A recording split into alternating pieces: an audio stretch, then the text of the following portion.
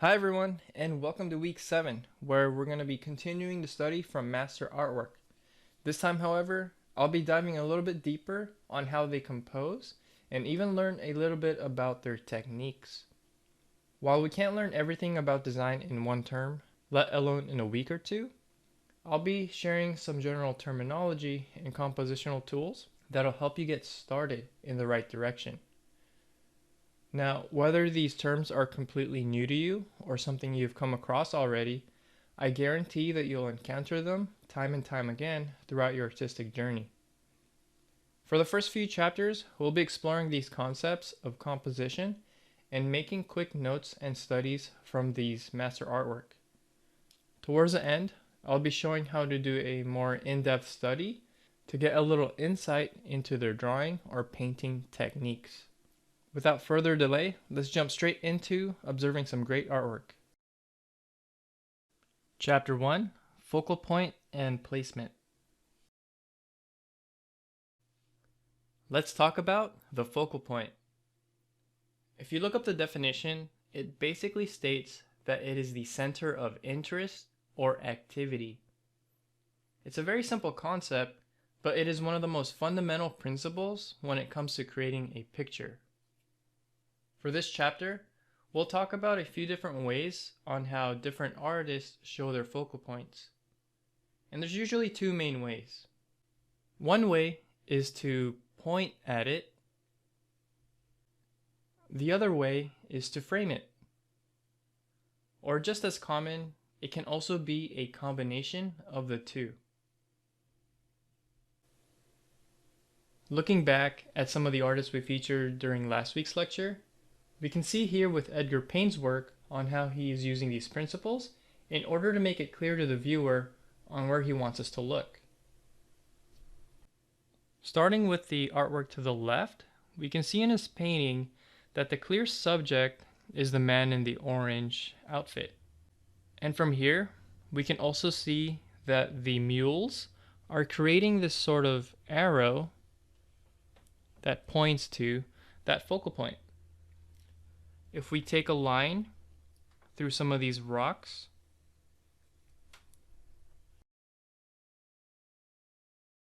you can see how it clearly points to the man in the orange again. Now it's really subtle, but pretty clear that you can also see certain arrows being created through all these sweeping lines of the mountain and the snow.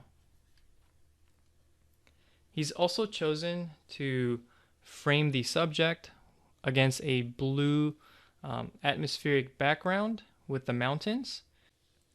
Now, the artwork on the middle, as Bill Perkins pointed out, it's almost insultingly clear and obvious that he's using this large patch of light to point us in the direction of the group of people in the campsite. We can also see how they're being lit and framed by the shadow of the darker part of the cliffside.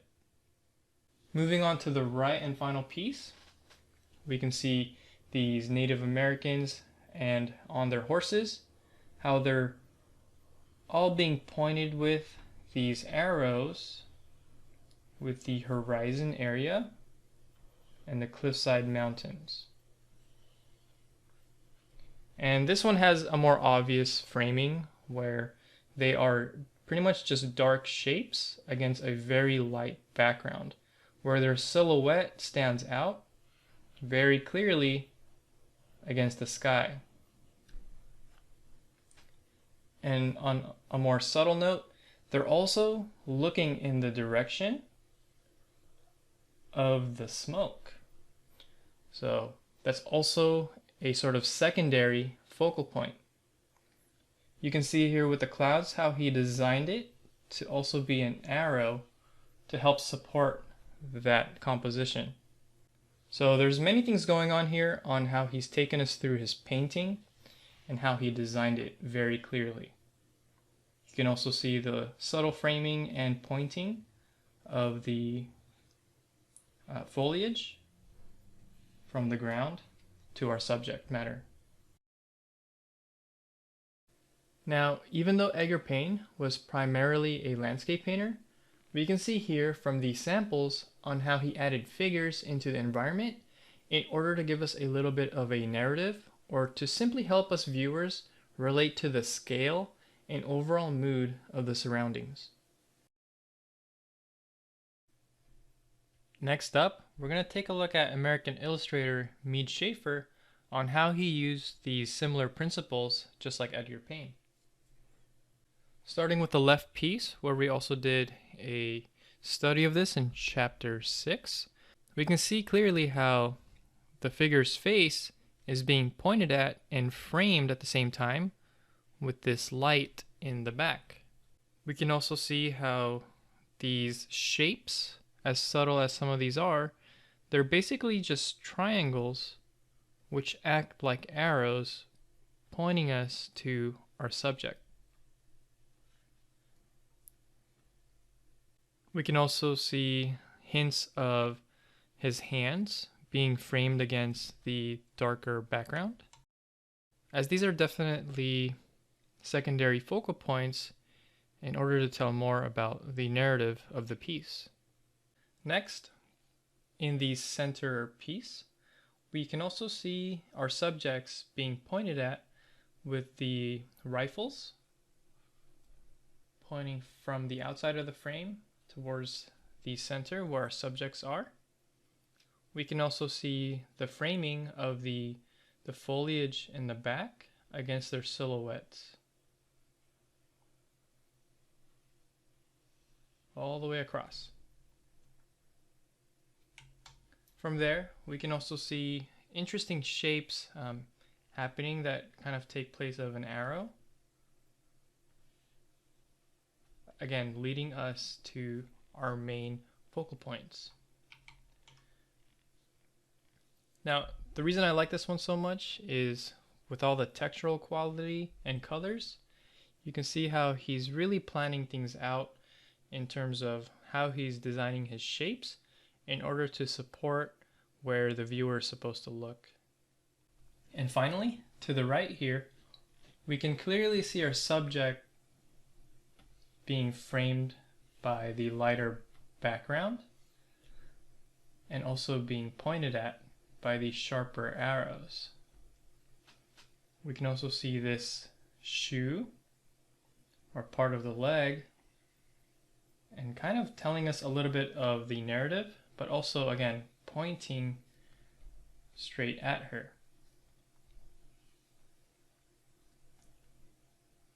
So this one, as chaotic as the scene looks, there's definitely a lot of organization happening to make the focal point as clear as can be. We can also see how her face is being framed and pointed at with an actual frame in the background. So just like the Edgar Payne landscapes, we can see these principles being put to use in order to direct the viewer on how to move around in this painting to make it interesting and clear. Before we take a look at more samples, I'm going to introduce a few tools that a lot of visual creators use in order to place their subject. The first tool is known as the rule of thirds. You've probably heard of this as it's commonly used in photography and even filmmaking. Basically, you would divide your frame into thirds both vertically and horizontally with lines. From there, you can place your subject and focal point in one or more of the intersecting areas where the lines meet up. As you can find here, in this photograph that I took, I placed my subject matter in the upper right corner, which is the clock tower. Another placement tool that artists have used is known as the golden ratio or the golden mean. Basically, with scientific findings from hundreds of years ago, a certain mathematical ratio was found to reoccur in nature. This golden ratio has been used by many artists, musicians, and even architects in the past in order to help them compose their creations. Now, you can look up the actual equation or ratio of the golden mean, but after the means of constructing it, or using a template as you see here, a certain spiral is created and points to an area that feels natural. So similarly to the rule of thirds, this can be used to place your focal point. And as opposed to staring at your focal point in the complete center or far into the corners of a frame, it helps the audience view the image a little bit more naturally. Just to show a quick sample on how you can even use this for a bit of post-editing, I've gone ahead and taken an old photograph that I took and recropped, resized, and moved around a bit in order to superimpose the golden spiral on where I want the viewer to find a certain focal point. Next up, let's take a look at these three artists and how some of these placement tools are applied. Now, if we were to divide Edgar Pain's painting here into thirds, you'll notice how the subjects are lined up on the bottom left corner where those lines intersect. And interestingly enough, the horizon line is also in line with the bottom thirds of the painting. With Franklin Booth's pen and ink, we can see dividing this into thirds also reveals our focal point from the bottom right corner and also to the top left on where the characters are looking up into the sky with the large clouds. Now, when we look at Andrew Wyeth's work, we also notice that the clear focal point is the bell. And if we superimpose the golden spiral and turn it upside down, which pretty much does the same thing, it pretty much goes to that exact point. Now, whether he actually used this or not, this is basically where he placed it for the viewer to see that main focal point. And just to add to this, looking back on what we covered from the first few minutes of this chapter, we can also see the certain arrows that are sort of hidden to direct us to the certain areas of the painting. So just like the whole landscape, Edgar Pain is using them to point to our subject, which creates that narrative. And even as little as this purple part of the cloud was very intentional in order to create a strong direction into our subjects. And just drawing over Franklin Booth's piece, we can also see the same thing with the road.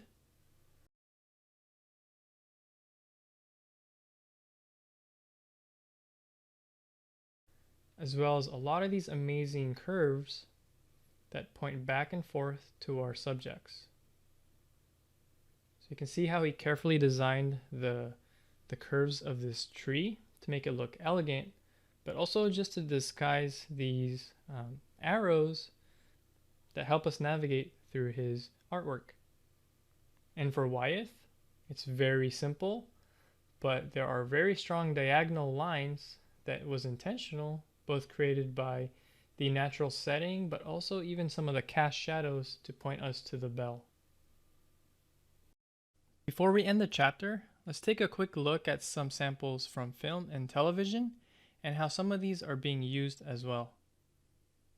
In this screen capture of John Wick, we can see that by dividing the frame into thirds, he is slightly off center and in line with those right intersections. But more importantly, we can see the lights in the background pointing and framing him in order to help us viewers spot him quickly in the scene.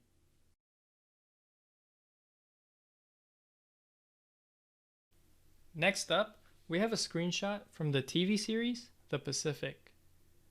And here, we notice that the main subjects of our shot are also slightly off to the right of center, just like the scene in John Wick. And this is also a very simple solution, but with the set design and lighting that they have set up, us viewers are able to immediately focus on the people framed by the background. Last but not least, we have a screen capture from the movie Star Trek Beyond. In this scene, where there's a lot of movement happening, we have the character Jayla simply being framed by the background. She's also being placed and framed by the foreground character to the right and also the tree to the left. Now, as simple and natural as these look, we have to remember that the cinematographers, set designers, and directors paid a lot of attention to detail in order to make the shot read really clearly in even a split amount of seconds. Just a quick recap for this chapter, we've gone over some quick principles of the focal point and how different types of picture makers use certain ways in their overall scene in order to help us viewers find their focal point clearly and effectively. Chapter 2, Visual Balance. In this chapter, we're going to talk about how artists deal with composing an overall image, encompassing the entire frame or structure of an art piece. Whereas in the previous chapter, we concentrated more on a specific area within the entire arrangement. So this is where our subject of visual balance comes in. When we're dealing with an entire picture, we want to make sure that it is designed in a way to be clear and hopefully create some sort of interest to our viewers. Here we have our usual frame where we view many of our 2D images, such as the artwork we've been doing up until now, photography, and of course movies. And if we add a simple shape, such as a circle in the middle, abstractly it creates a very balanced visual. Now, as powerful as this image looks, such as a common design we see for country flags, this type of balance tends to also be static. That's why if you ever had an instructor critique you on why not to put things in the middle, they might comment that it looks uninteresting or boring. However, if we move that shape towards the right or left to create some sort of imbalance, it will also have the side effect and the illusion of visual movement. Now, simply moving a shape like this can also create a bit too much imbalance, and us viewers tend to want to seek some sort of order and balance again. So it's kind of like this back and forth visual mind game that we do as we interact with visuals. Let's take a look at some quick concepts. So as you see here, I've filled up the page with certain frames, just like the exercise we did early this term. Now putting in a shape just like this gray circle, and if we were to put a line across on the bottom to make it seem like a scale or a type of seesaw, we can start to put a shape in here to make it feel a little bit more balanced. So I've put in a smaller circle with a darker value, but it still feels a little bit too imbalanced. So from here, I'm just going to move it way more to the left, where it starts to feel like it has more visual weight. Therefore, the overall image, based on the shape, size, and value, we can start to kind of get this sort of balance that's being communicated visually. Now trying something a little bit different, let's use some rectangles with different values as well. So started with a larger rectangle with a sort of middle gray value. Gone ahead and put a darker gray to the left. And it feels like it needs one in the top, so I just went ahead and put a smaller, darker value to make a sort of triangle position the way we're viewing the shapes. And then from here, things start to feel a little bit more balanced as well. Now, if we were to use, different shapes instead of just circles or strictly rectangles, I've gone ahead and put a sort of a ground shape on this next one.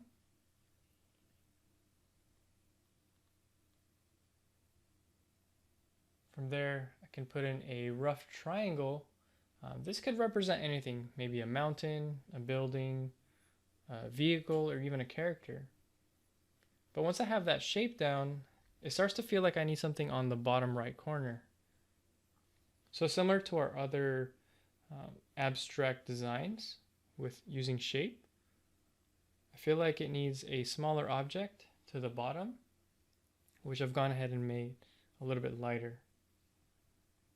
It still doesn't feel quite balanced, so I've gone ahead and also put a smaller triangle up in the middle right to sort of counter the other shapes. Now, instead of juggling these shapes back and forth, we can also think about radiating lines, similar to how we were pointing to our focal point. So here I've put in a circle with radiating lines going to the edges of the frame.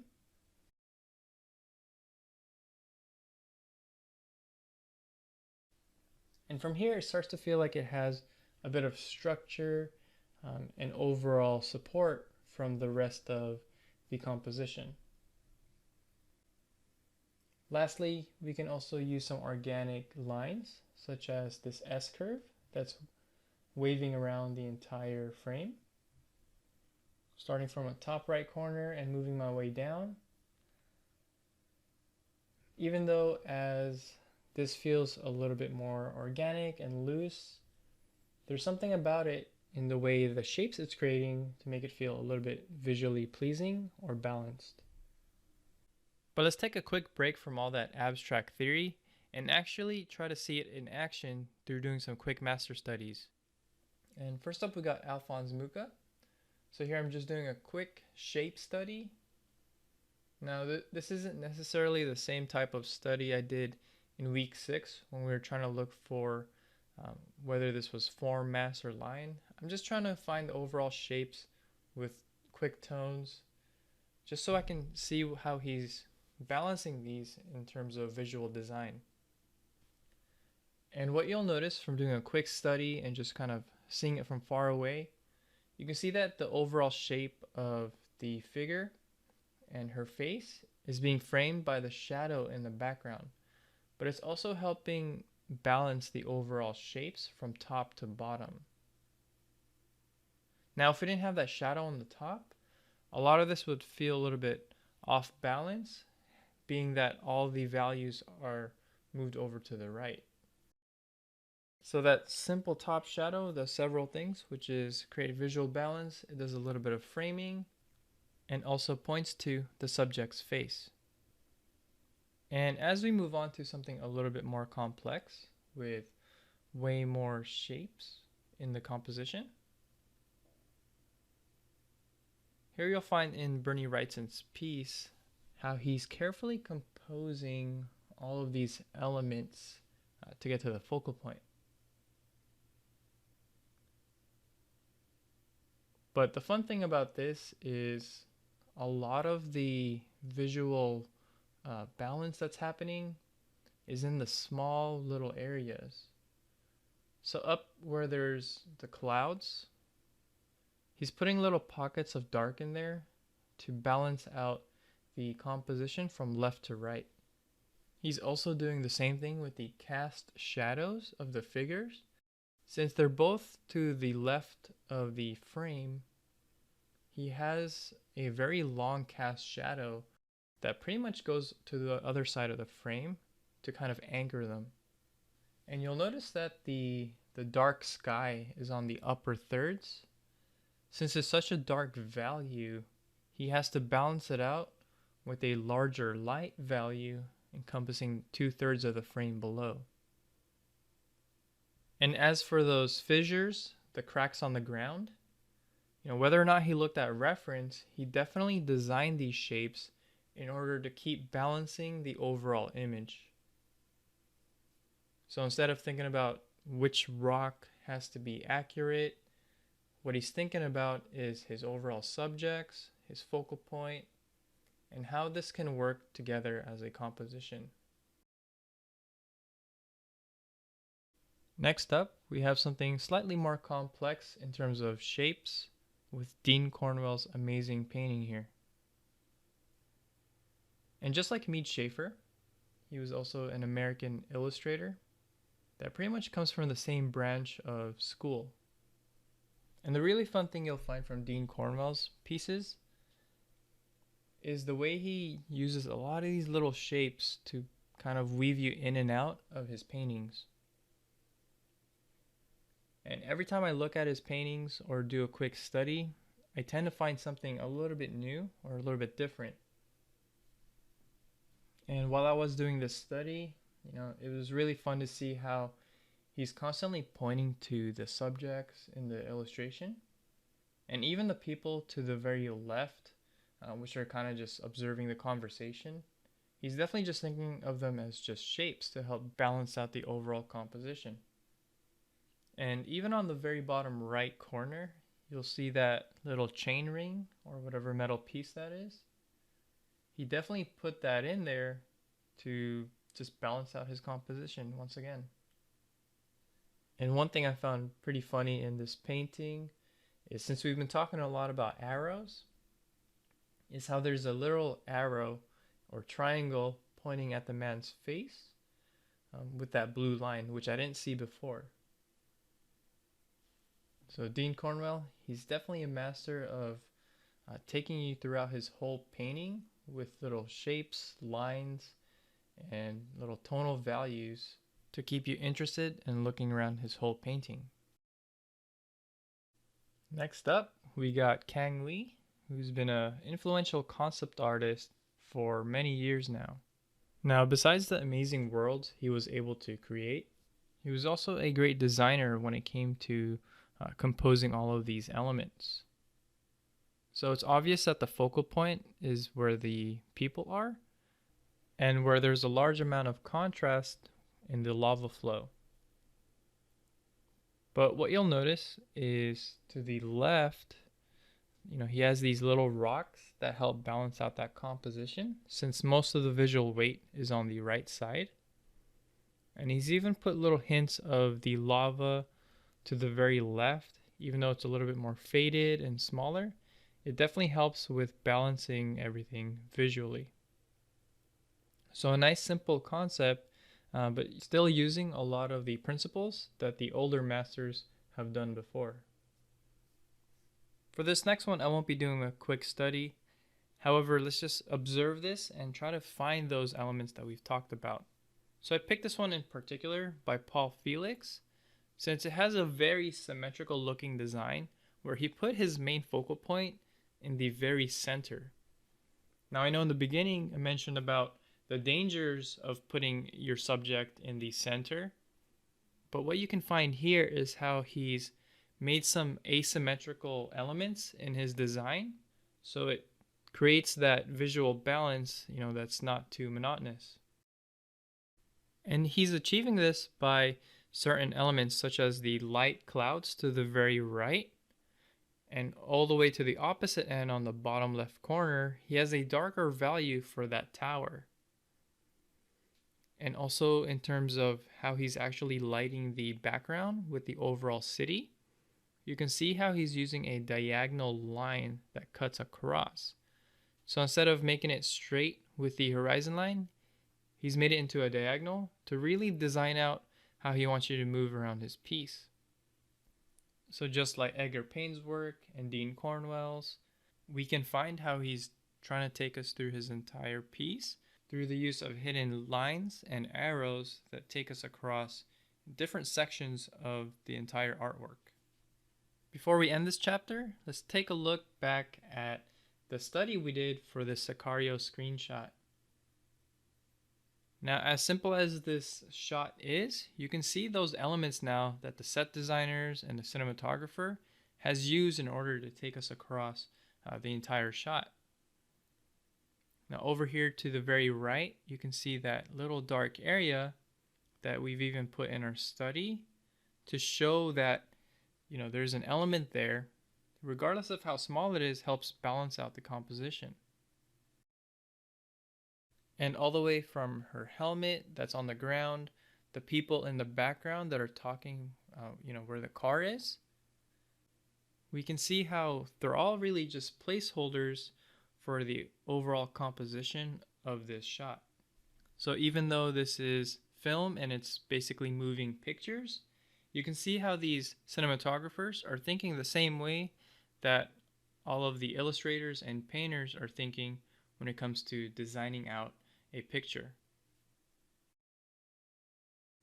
Just a quick recap of what we covered in this chapter and the general composition of an image. We saw how different picture makers are using shapes, sizes, and different values to help us viewers move through the entire image while feeling like the picture is complete through the use of visual balance. In the next chapter, we're going to talk about how these artists might be thinking in terms of what to actually use for those shapes, lines, values, color, and other elements that make up their composition. Chapter 3, Contrast through the use of opposites. Next up, we're going to explore some of the ways artists have gone about using certain elements that are natural opposites in order to create interest and contrast in their artwork. These elements also help with creating more context into the types of design theory we went over in the first 2 chapters. Now, when we think of contrast in a drawing or painting, usually one of the first things we think about, or one of the first things we learn about, is the contrast between light and dark. However, we're going to see how artists have used other forms of opposites to create these contrasts in their work as well. In a moment, I'm going to do a countdown again for you to pause this video. The reason is I want you to try and name about 3 to 5 opposites besides light and dark that you've seen in any kind of artwork. Take as much time as you need to write down a few opposites that come to mind. If you can do more than 5 on that list, that'll be great. But just do the best you can. And I basically just want you all to start thinking about it before I start giving you a list myself. With all that said, get ready to pause this video in 3, 2, 1.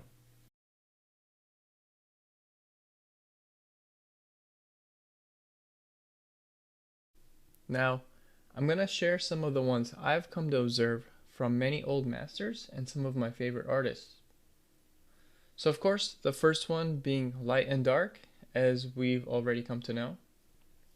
Early in the term, we did line exercises and had to deal with straight lines versus curves. On that same note, we've also encountered the usefulness of thick versus thin lines.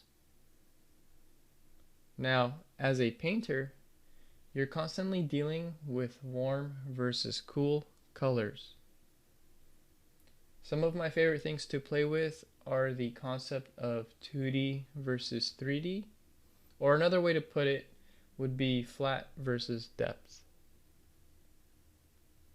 One thing I'm definitely trying to get better at myself is the concept of soft versus hard edges, and the concept of busy areas versus areas of rest. And a couple of last notes would be open space versus closed space. And something that a lot of us concept artists use is defined versus obscured. So this list of opposites can definitely keep going and going. Hopefully some of the things you listed down for yourself coincides with this list, or better yet, you've come up with your own as well. You can definitely find terms that kind of all relate together and are maybe subcategories of some of the ones on this list already. But instead of just dealing with words, let's actually take a look at how some of these were used by these artists. So first up, we got Bernie Fuchs. And on the first piece to the left, it's pretty clear where our focal point is with the contrast of light and dark shapes.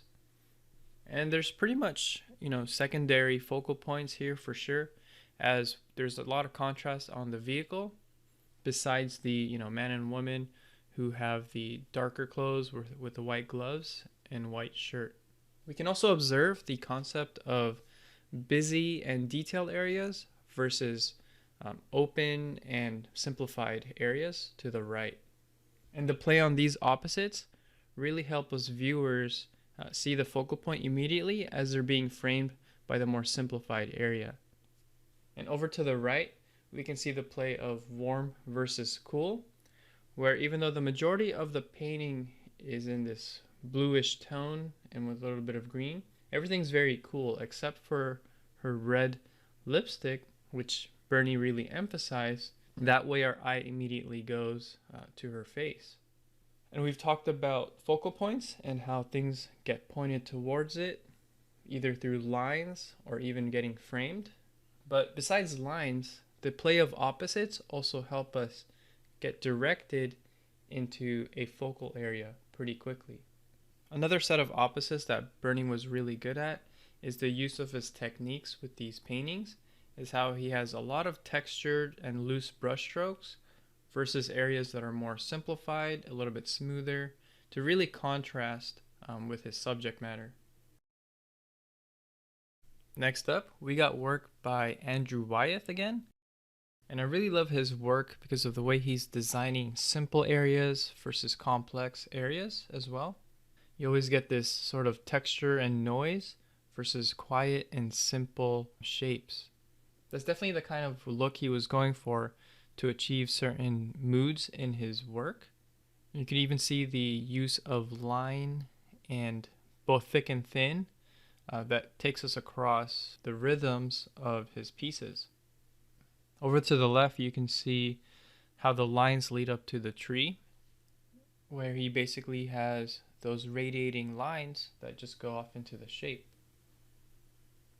And that's an opposite you can definitely label as well, which is shapes versus line. Just like the style we've learned, we could do mass versus form. Those could be lists of opposites.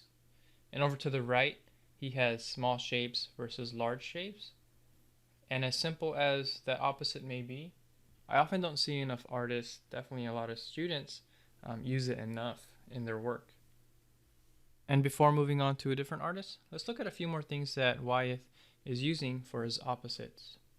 As you can see on the top right, he's using verticals versus horizontal lines, also straight versus curved. So it's almost like a drawing in itself, even though this is clearly a painting.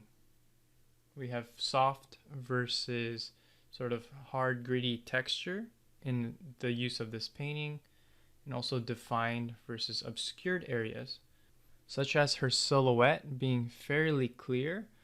We could see that she's a person in this environment, yet we can't see all the finer details like her eyes, even her toes. Things like that are not as defined, and it makes for a really interesting image where the viewer is left to fill in the blanks themselves. Next up, we got Benjamin Björklund. He's a relatively young artist that's been getting really popular in the last few years because of his amazing paintings here. Now, a lot of these, you can see his clear use of soft versus hard edges and how he really pushes that dynamic to create a strong contrast in his work. With the painting of his dog here, you can see how the leg is all in shadow and hardly defined, whereas the harder edges and information is mostly in the focal areas. Another opposite that he's clearly using is the use of saturation versus things that are more grayed out. As you can find in the figure's face, there's a lot of rich colors versus the surroundings where it's a little bit more grayed out. The tones aren't as saturated. Even in the hands, where if you were to take a color picker, you can find that those hands, even though they're kind of in the same color family, they're a little bit more grayed out than the focal point, which is the face. And as you can see in the top right corner with the painting of his dog again, you can see all these saturated oranges and blues in the focal point, which helps direct our eye straight to the dog's face and feeling, the sense of warmth versus the cool colors around it. Before we end this chapter, I just want to show a few more samples from different artists and quickly note some of the obvious opposites that they constantly use. As with Tanaka's and Rockwell's work, even the actual subject matter can be the opposites you include in the type of art you do. You'll find a lot of the organic versus mechanical subjects in Tanaka's work, as a lot of their industrial and sci-fi stories deal with that sort of scenery. And in Rockwell's case, he was pretty much a magazine, newspaper, and advertisement illustrator, so he definitely exhibited work that related to his audience. Lastly, you can constantly find the play on these opposites with any of these artists and find many more after careful observation. As simple as the concept is, this is definitely something all of us artists should be aware of in order to create work that invokes a sense of contrast and mood in our designs. With that said, continue to observe many of your favorite artists, games, and movies to study what kind of opposites they have. And more importantly, experiment and have fun in your own work with trying to come up with different ways of showing contrast through the use of opposites. Chapter 4, Master Study for Technique.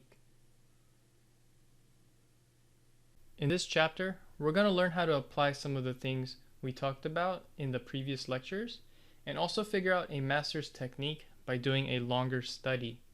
For this demonstration, I've gone ahead and picked art from the Tech on Concrete art book, which I've always enjoyed flipping through as it is filled with awesome environment line work, which is something I usually gravitate towards.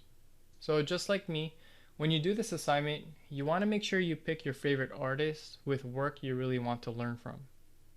The slides I'm showing you here are basically just quick scans I took from the book I own, and these were the main ones I was trying to choose from. It was definitely a hard choice, but I finally managed to pick an image to do the longer study from. So I finally settled on one of the art pieces. And I chose this one because it was just something that piqued my interest a little bit more. I like the overall composition as well as, just having a car in there. Recently I've been just wanting to learn to draw cars better again. So it has the environment, of course, and has all the kind of things I want to learn from this study.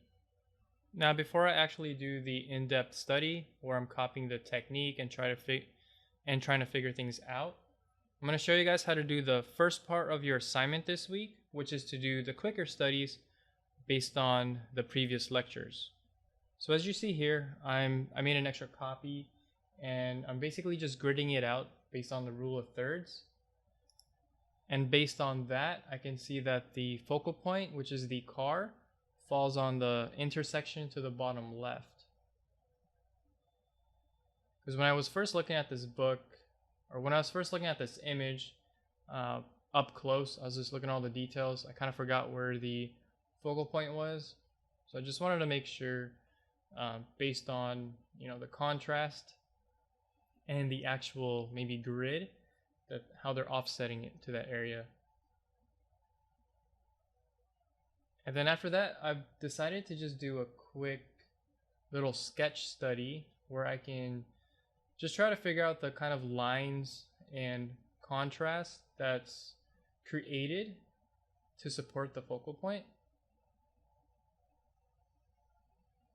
So I'm not necessarily doing the whole line form and mass study. This one's obviously a line-based composition. But what I'm doing is looking for, those lines that they're using to support the focal point or any kind of devices I might not be seeing right away. So it's definitely worth doing a quick study.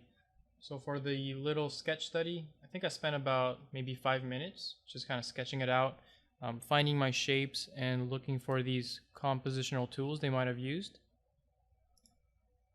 And then from there, just like what I'm doing, I want you guys to start labeling these, maybe where the focal point is, draw some arrows, make some annotations to show that you understand what's going on in the design. From there, just like on chapter 3, I've gone ahead and started labeling the opposites that I'm seeing and finding out from just kind of spending a little more time looking at this piece. So this is definitely something I recommend, just trying to find those opposites.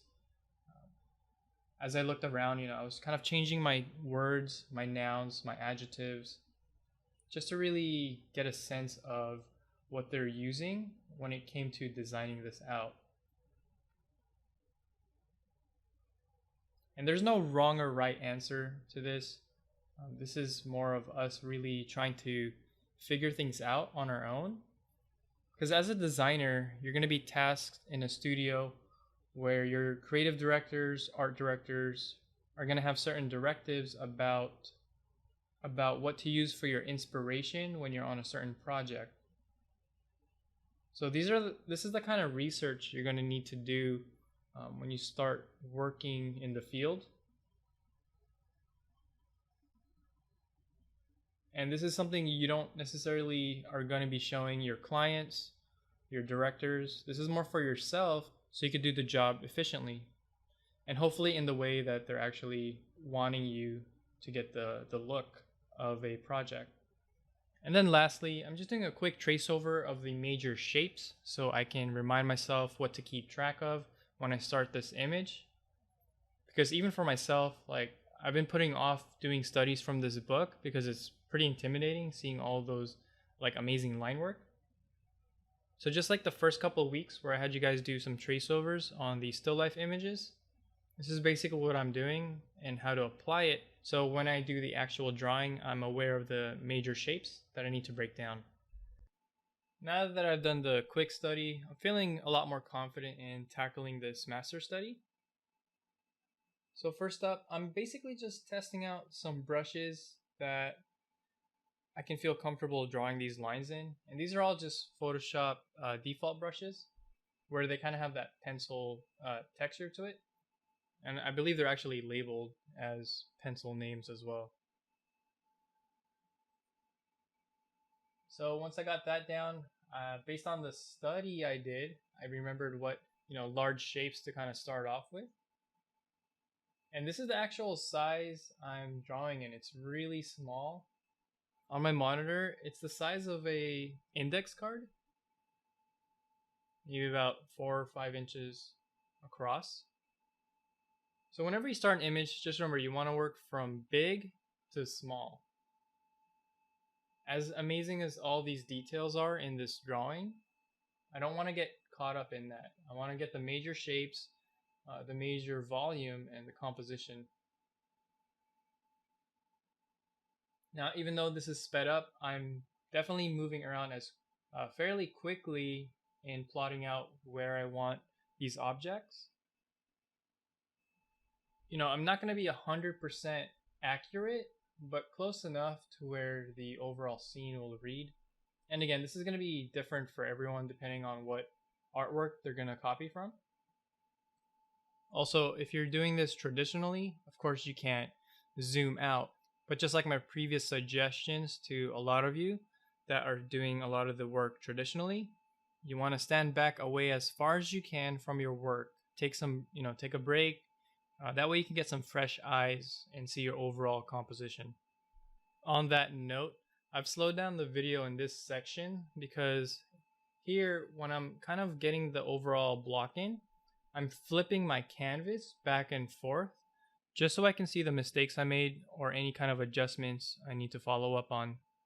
Now, if you're doing this traditionally, the old school way of doing this is basically just looking at your artwork through a mirror.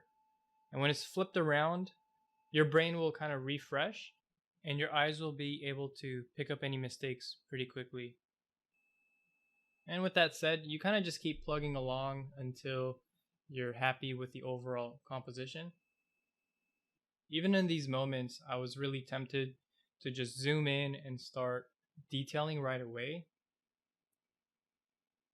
But I was not satisfied yet with how I blocked in the vehicle. So I wanted to make sure that I got that correctly because I'm mainly going to focus in that area. Now I know some of you might be wondering if I'm actually going to complete this study. Now, even though it's sped up, this drawing will take a long time if I wanted to get every single little detail. Now, depending on what art you pick to do your study from, you're welcome to do the entire art piece, but it will just depend on how much time you have this week to do your study.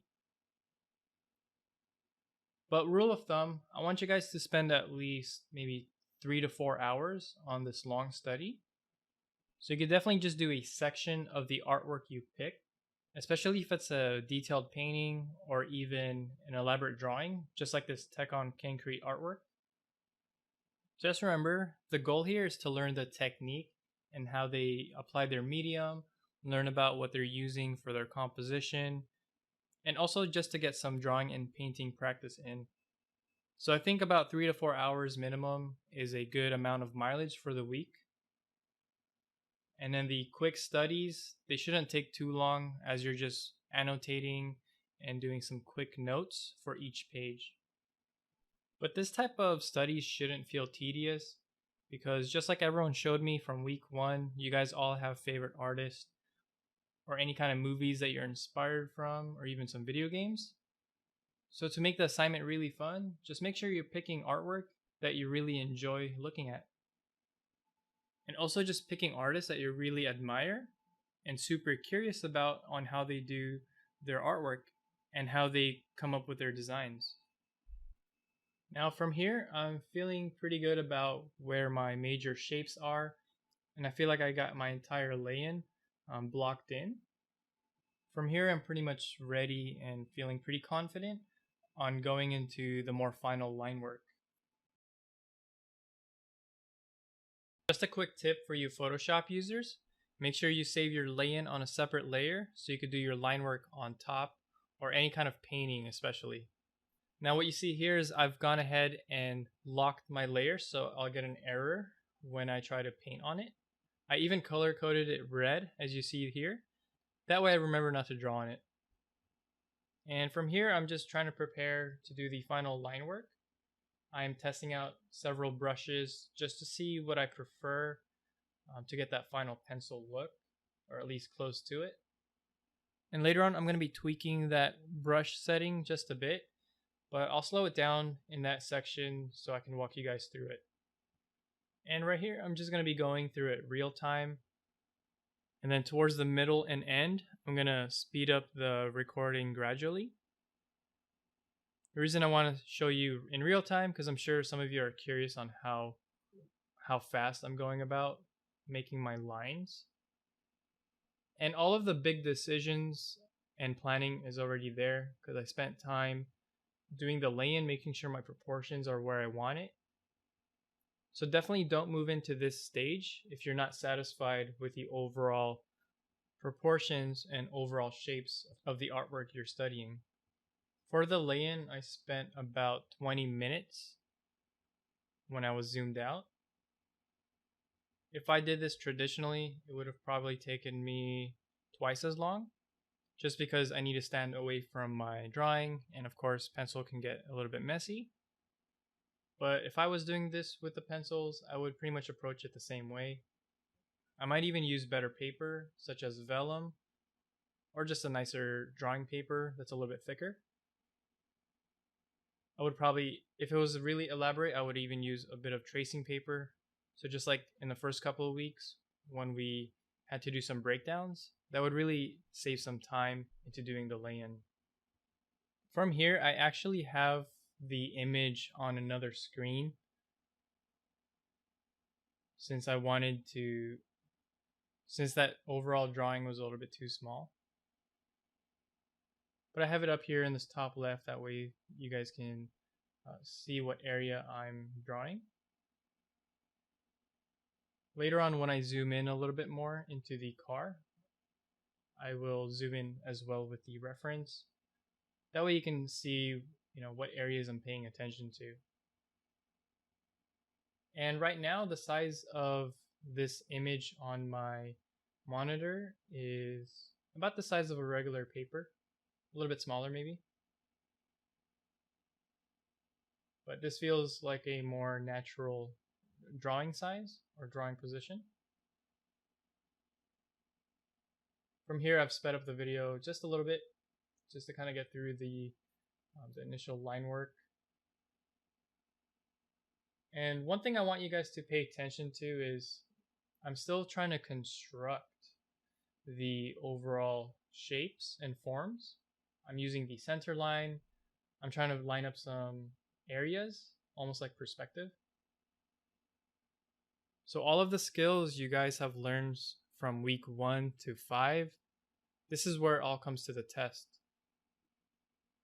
where we develop some practical lay-ins, working from big to small, trying to find the major shapes first,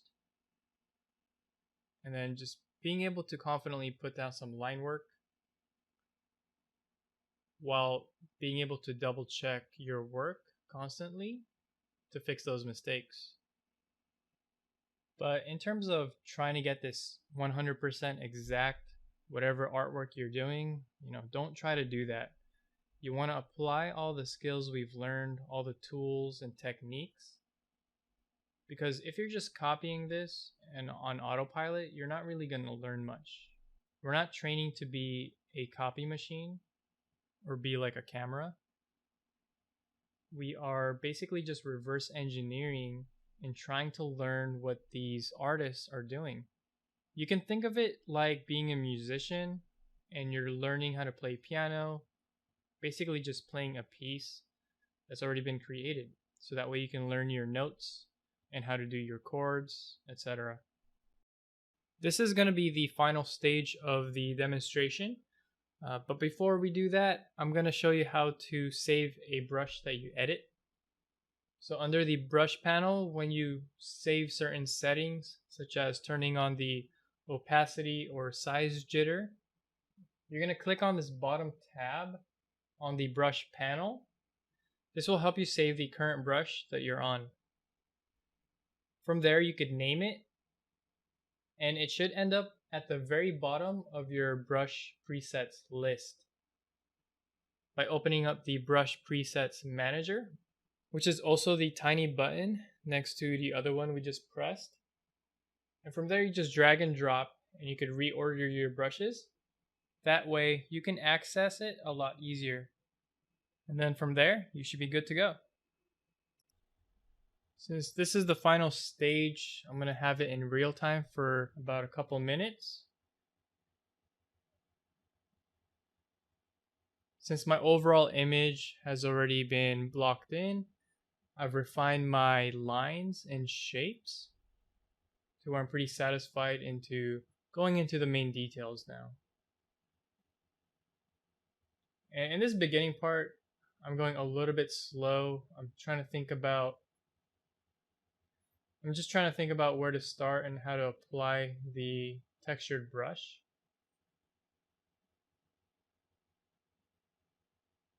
I'm also looking closely at the image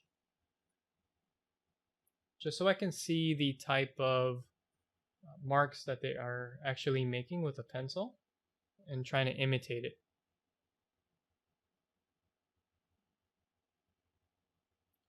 Now, once in a while, I'll still pick up some either mistakes or something I just forgot to put in. I will adjust that accordingly. And I think later in the video, I ended up having to fix the wheel because I made it really thick. Because the way it was looking on my monitor, it looked like it was a lot larger. But I know that the back wheel was showing up, so I had to make those adjustments. But from there, the other techniques I'm just using, even though it's digital, is kind of like the hatching techniques we did in week 4 and 5. So this is a good way to step into the digital medium if you don't have that much experience. You can basically just imitate the things you learned traditionally first. For those of you wanting to learn how to paint digitally, it's very similar to using markers at first. And again, you want to stick to the simple brushes, like the round ones, as much as you can. And then from there, just pick maybe 2 or 3 other brushes that you happen to like. I usually just default to about 3 to 5 total digital brushes. I have about 1 or 2 for drawing. I have 2 main ones for blocking in my values or paint, kind of like markers. And I usually have one that has a good amount of texture. And then the other 90% of the brushes I have in my collection, they really hardly get used. Sometimes I never use them. I just use them for like experimentation. I still do a lot of traditional drawing and painting. And usually when it comes to working in production, I'm using a lot of the lasso tools anyway. So there's definitely a lot of digital painting techniques out there, and everyone does it a little bit differently. But if you definitely want to do a sort of digital painting for your master study, you are more than welcome to.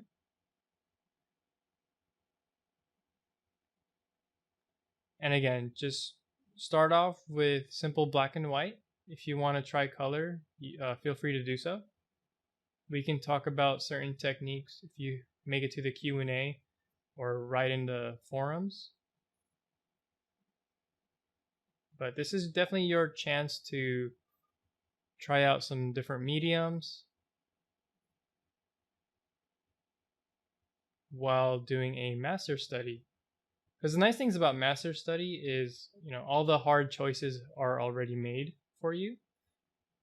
And a lot of this is a great learning tool, getting insights into how they were designing or just coming up with drawing and painting solutions when it comes to representing a subject. In these final stages, I would zoom in and out just to kind of double check that I'm not missing anything major before going into even more details.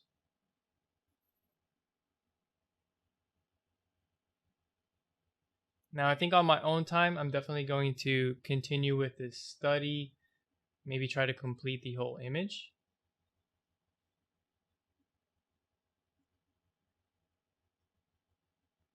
But in terms of the demonstration, I hope this gave you some insight on how to approach these master studies. And again, depending on how difficult the artwork you're trying to copy and how much time you have during the week will be a factor on how much you can actually finish in terms of the whole piece or just a part of it. So in this case, I wanted to just focus on the focal point, but I did block in the rest of the environment so I can get the whole sense of the composition. But also for just future scenario, I can complete the study without having to redraw everything. Doing a study like this always teaches me a few new things, especially if it's an artist that I'm not that familiar with. When you do these slower studies, you definitely see a lot more versus just looking up an image online and trying to make quick mental notes on your favorite artist. Sometimes you really just have to take the time and draw it out or paint it up to see all the little lessons that can be extracted and also the little bits of wisdom they put into their work. So from there, I'm just going to call this one finished for the demonstration. I will definitely revisit this myself, as I know there's a few more lessons I could learn from just studying the artwork from this book. And the other reason I picked this piece in particular is because it's going to relate to the demonstration I'll be doing for week 8, where I'll be picking a very similar subject from reference or design something out completely new and try to apply these techniques and compositional tools I learned from studying this art piece. When you go choosing about the type of artwork you want to study for this week, make sure it's a piece where you also like the subject matter. So if some of you guys are into character design, you might want to do a bit of figurative artwork. So that's kind of the hint of the homework assignment we have for week 8. And it's pretty straightforward, as you're going to pick a subject matter that you're interested in, and we're going to apply the techniques we've been learning. But definitely start thinking about it. That way, when you pick the artwork to study from and find your favorite artist, that it's definitely something that you're going to enjoy doing. And on that note, I hope you guys have fun with this week's assignment and that you learn some valuable lessons from your favorite artist. Here is your week 7 homework. And there's basically 2 parts to it. So the first being you're going to do quick master studies. I want you to pick 3 artwork from your favorite artist. It can be just a single artist or a few different ones that you like, just as long as you're doing 3 art pieces. And what you want to do is apply some of the lessons we've been going over for the last couple of weeks. So not just the new concepts we learned for this week, but you can also apply some of the things from week 6 with the information on form, mass, and line. So here are some quick samples on how I want them to look. Basically present each artwork on one page, making some quick notes and maybe some quick sketches on some of the things you found out about their artwork. And then the last part is pretty straightforward. You're just going to do a longer master study, picking your medium of choice that relates or is pretty much the same as what you're studying. Now, it is possible to mix and match mediums depending on what you're studying and how familiar you are with your medium of choice. For example, I've done some studies in graphite pencil, even though the master artwork I was copying was in oil painting. So this is more of a case-by-case thing. So if you're not sure about what medium you are able to use for your master study, just make sure you pick one that you're somewhat familiar with or something you want to learn. Of course, I would mostly just recommend sticking to mediums that we've gone over this semester in terms of digital mediums and some drawing traditional tools. Other than that, if you need some more clarification, just remember to write them down in the forums or send me an email. Other than that, have fun with this week's assignment, and I'm looking forward to seeing what you guys come up with.